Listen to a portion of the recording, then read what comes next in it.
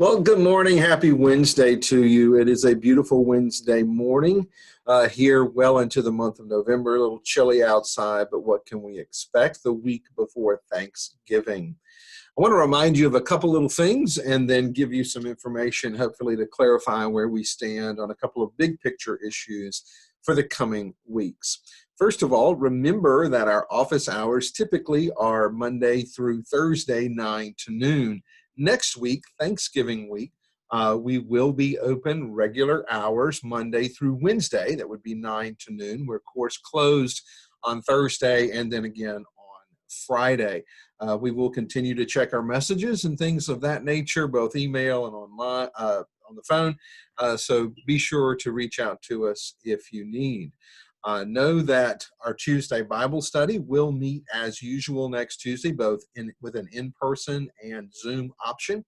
And to be invited to that, you either need to show up here at the church. We meet in the library. If numbers dictate, we can move to the fellowship hall very quickly and easily for social distancing purposes. But most of our folks do chime in on Zoom, and if you would like that link, just let us know. You can respond to that email with that request, and we'll be sure to send it out. So next week, a little bit abbreviated week. Keep that in mind. And then the following Sunday, the first Sunday back after Thanksgiving, we are entering into the Advent and Christmas season. It is here. But a couple of things coming up for the next few days. We do have our special emphasis this coming Sunday, the 22nd for Thanksgiving.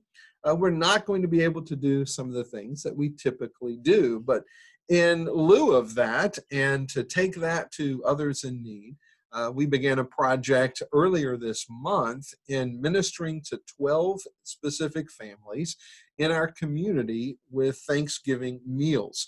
We're providing enough food not only for the festive holiday meal itself on Thursday, but enough food too, really for the family of four, at least on average, for about a week or so worth of leftovers and other things. So we bought items in bulk, and we hope it'll be a wonderful blessing. For those of you who have contributed to that, we thank you. There are ways that you can still be involved. Number one, you can continue to give. Remember that I shared with you that everything that we receive over what we need for the Thanksgiving meals themselves for this coming week, all of that will go towards our next endeavor, ministering to additional families in the month of December, both with food as well as for Christmas gifts for the children and the families. So if you've yet to give and you think, oh my gosh, it's here, I forgot, I hadn't gotten around to it, or wasn't able to give just yet, can I still give? Yes, you can. You can do that through the regular means of giving, whether it's on Sunday morning. You can use PayPal. As always, use your own account if you have that. It helps us save on those fees. You can drop something by the church office anytime between now, really through the holiday season and the weeks to come, including the next few days and this Sunday. But just be sure to mark Thanksgiving meals between now and Thanksgiving. Afterwards, you could just simply say Christmas baskets, and that would go towards that same fund. It's just going to be identified as one fund resource that we have that are going to work both for November and December projects. Another way that you can be involved coming up in the next few days is to just lift this up in prayer. Know that the families that receive these are going to receive a card and some information about our church. It is a way for us to build relationships not only with the families involved, but with the schools with which they represent. We'll actually be helping a number of families from both Providence Elementary here in Fairfax, as well as a few families from Lanier Middle School just down the street. So we'll have an opportunity to build relationships with their administrative staff and the social workers within that system. And it's good to know that we're on the same team with them and to have those lines of communication for ministry needs in our community, not only for a season such as this, but certainly for the weeks and even years to come. If you'd like to help distribute them, we still need a couple of people at least to make themselves available. Here's what we're facing. We do have a team. It's a relatively small team, and they're just 12 baskets, so it's not like hundreds we're packing. We do have a team that is already set for Saturday afternoon to pack all of this and get it ready. We do need a few people just to be on standby at least. A number of those that are packing have said, hey, put me on the list for delivery. We are reaching out to the families involved right now, and that's actually 12 at one school and 4 at the other. So we're looking at 16 families, and we've yet to hear back from everyone. So we are offering 2 ways for them to get the baskets. Either they can come pick it up if that would be their preference, but we would also like to offer to deliver it to them between the hours of 1 to 3. That would be both the pickup and the delivery option. We're waiting to hear back, so it depends exactly on the number of those who would like to have it delivered. So if you're here on Sunday, again, safely regathering, and I'll mention about that in just a moment, and you would like to take a basket to a family, everybody is local. You're not going to be driving very far. Particularly for couples, it would be a great opportunity just right after church to take that and to make that delivery on behalf of our congregation. But we don't know if we'll be delivering 12 or 2 or 6 and 6. We don't know which way it's going to go. And so that's going to be kind of a fluid situation. And then we have some folks ready to stay here during those hours for those who might choose to pick up. So we'll keep you posted on that. So you can reach out to us. You can send me a text right after church. Hey, do you need somebody to come deliver? If you're not gathering with us, certainly you can come by and pick up a basket to deliver if you'd like to do that, even if you weren't in church in the sanctuary, but maybe watching online. We have an opportunity for you to be involved, and you can just zip by 1 o'clock if you would like to do that. Just let us know, and we'll let you know just again in the fluidity of the moment how many we're actually going to need to deliver. So thank you so much for your willingness for so many of you to be a part in a variety of ways. And then, as I said, we've got Christmas right around the corner, and we'll be doing some very similar things. And so as we come into the holiday season, there'll be more opportunities for us to be involved. One other thing, just before I forget, because I forgot the last 2 midweek minutes. I meant to say this, the last one for the month of October, a couple of weeks ago, but we do have the upper room devotionals available for November and December. We've had those for the last 3 weeks. They're in the foyer, in the magazine rack. They're also here in the church office on the credenza just as you enter. We can drop one in the mail. We have the regular size, the small pocket version, as well as the large print. And I know that many of you use those for your devotional guides, and we've had those available, and they are here. If you would like them, let us know if we need to drop one in the mail to you. So that's what's coming up in the next couple of weeks. But let me give you a point of clarification on a couple of things, as well as take the opportunity to remind you of some very important matters as it relates to our regathering in the midst of COVID. On Friday afternoon, Governor Northam issued an amendment to one of the executive orders under which we are operating in COVID protocols. It is actually the 6th amended number 67, and this was the year 2020, an order of public health emergency number 7. That was Friday afternoon. And the word through media that you saw online or that you saw on the news that evening or on the radio on the way home from work or whatever was that Governor Northam has limited social gatherings, both public and private, indoor and outdoor, to 25 individuals or less. And I got a number of emails through the weekend related to this, wondering how this affects us. And then even one email from a denominational group, North Star, that we're a part of, saying, no, this doesn't apply to churches. And even that headline was a little bit misleading. So let me tell you how it applies, because it does. This is specifically an amendment related to social gatherings. And in fact, just for all of you folks who really want to cross the T's and dot the I's. We're including, and I've tried to do this throughout this pandemic, both the emails, the midweek minutes that we've done ever since March. I've included for you either the wording, but we're sending you the entirety of this particular order, executive order that came out on Friday. It's attached to this email with some of the pertinent areas highlighted. And I know you can read it, but I just want to give you just a summary. We are, as a congregation or as a house of worship, whether it's Christian church, a mosque, a synagogue, we are still under this new amended executive order, able to have worship services or religious services, is the wording in the order itself, following the protocols that we already have in place. It actually says on page 11 of the order, individuals may attend religious services, and that's the key word, of more than 25 people. And then they remind us of all the limitations, all of the protocols, which we have diligently tried to follow since we began regathering back in midsummer.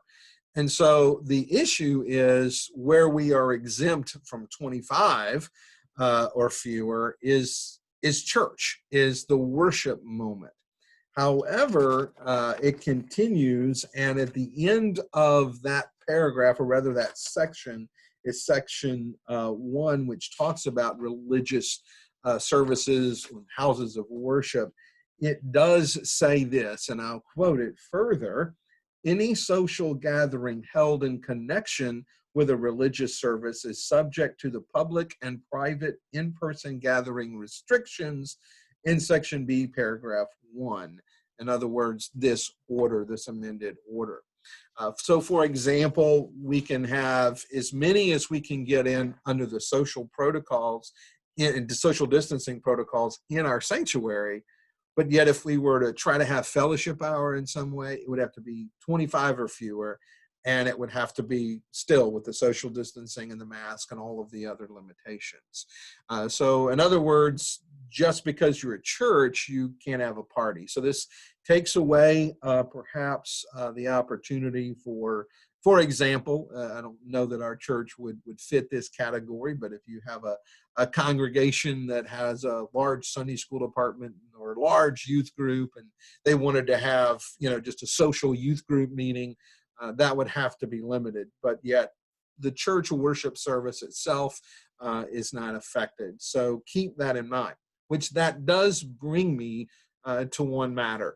And that is, I shared with you several weeks ago that we were looking at an outdoor opportunity for a kind of walk by or walk through Bethlehem offering and gift to our community. It was designed not to be a presentation, but an engagement.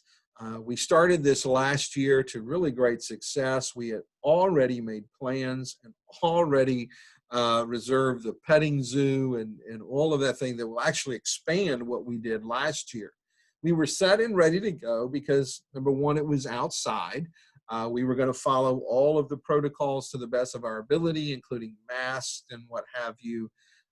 And we were reaching out. We were doing postcards. We were doing online through the patch, not only for our city, but for other communities adjacent to us. We were sending out postcards to all new movers into our zip code, as well as to all of our adjacent neighborhoods.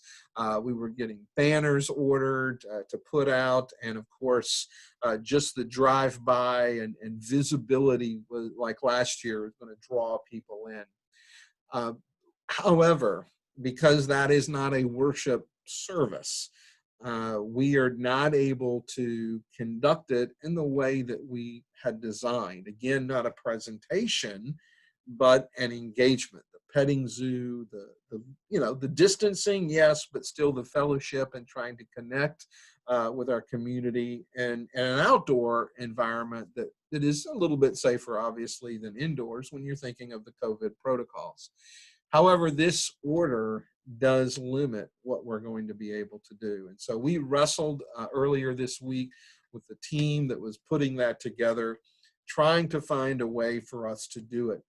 And it was going to take 15 to 20 of us pulling this off, just to have the Bethlehem costumed characters, the attendants needed for assistance and guiding people through, the photographers, all of those, that counts.